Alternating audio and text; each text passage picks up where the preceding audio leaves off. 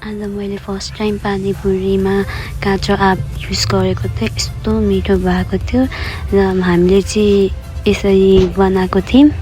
मिक्सरमा मैले हरियो खोर्सानी, अदुवा, पुदिना, धनिया अनि काँचो आँप, अलिकति बिरे नुन, आइस क्युब अनि पानी हालेर चाहिँ मैले त्यसको चाहिँ यो पेस्ट बनाएँ र साइडमा मैले इमलीको पानी पनि भिजाएको थिएँ।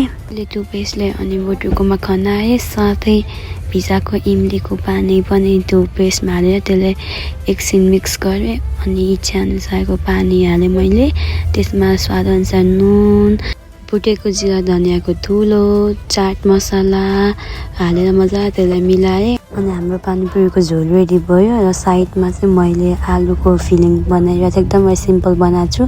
आलु, प्याज, हरियो खोर्सानी, जिरा धनियाको धुलो, नुन अनि अलिकति पानीपुरीको पानी हालेर चाहिँ मेरो यसरी आलुको फिलिङ रेडी भयो। र पुरी चाहिँ मैले रेडिमेडै युज गरेको छु। हाम्रो 608